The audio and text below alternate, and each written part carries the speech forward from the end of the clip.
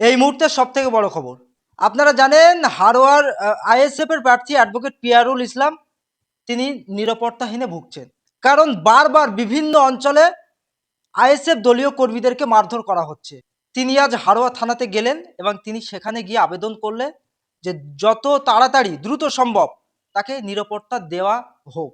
আমরা কথা বলবো, আমার সঙ্গে রয়েছেন এই মুহূর্তে বাম সমর্থিত হারোয়া বিধানসভার আইএসএফ প্রার্থী পিয়ারুল ইসলাম।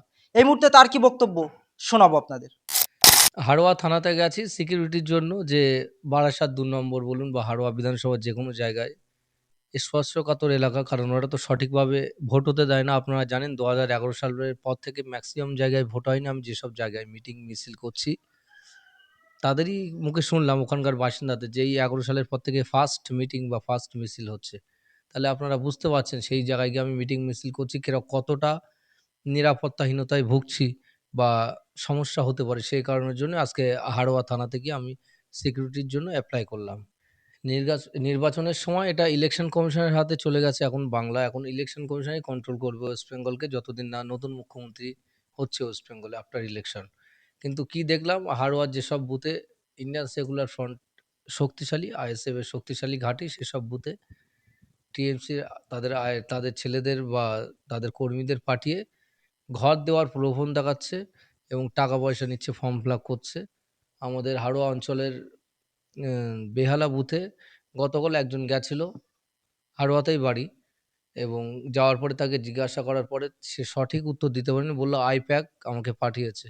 আইপ্যাক কোনোদিন ঘর দেবে আপনারা বলুন? আইপ্যাক নাকি ঘর দেওয়ার জন্য পাঠিয়েছে বা গিয়ে সার্ভে করছে কোন কার ঘর দেবে, ফর্ম ফিল আপ করছে, টাকা নিচ্ছে কম বেশি একটা।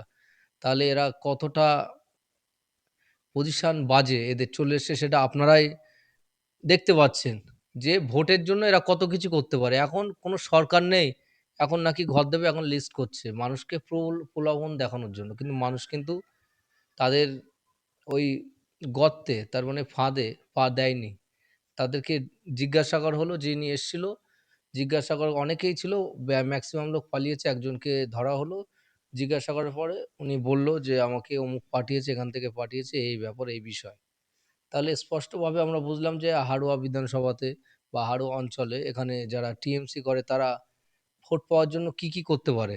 আরও একটা সকালে খবর পেলাম যে অনেকে ভালো সুস্থ লোক তাদেরকে প্রতিবন্ধীভাবে তাদের নাম লিখে নিচ্ছে, লিখে ফর্ম ফিল আপ করাচ্ছে, সেখানে বাড়ি এসে ভোট করাবে, দেখে যাতে ভোটটা নিয়ে নিতে পারে এই কোণের জন্য। এগুলো বিষয়গুলো দেখা উচিত। আমার কাছে যদি কোনো রকম কমপ্লেন আসে আমি অবশ্যই এর বিরুদ্ধে কিন্তু আমি কমপ্লেন করব থানাতে। যারা এই কাজগুলো করছে, যে সঠিক লোককে প্রতিবন্ধী বানিয়ে নাম লিখে নিচ্ছে, যে এসে ভোটটা যাদের ওরা করিয়ে নিতে পারে, কিন্তু এটা কিন্তু হতে দেব না। প্রশাসন তো আশ্বাস দিয়ে যাচ্ছে, দেখি প্রশাসন কতদিন আশ্বাস দিতে পারে, তারপরে আমরা আমাদের মতো দেখব, স্টেপ নেবো। আবার প্রশাসনের উপরে যে কোনো জায়গা যদি থাকে ইলেকশন কমিশনে, আমরা স্টেপ নেব যদি প্রশাসন সঠিকভাবে মেনটেন না করতে পারে। তিনি আমাকে প্রকাশ্যে হুমকি দিয়েছেন, এবং আমি যে অ্যাডভোকেট, আমি একজন আইনজীবী, আমার ডিগ্রি নিয়ে উনি খুব বাজেভাবে কটূক্তি করেছে। আমি ওনাকে দেখিয়ে দেবো যে আমার ডিগ্রি আছে কি না। আর আমি বলতে চাই, উনি যে মাটি ব্যবসা করে বারাসাত ২ নম্বরে, তার কি ডিগ্রি আছে?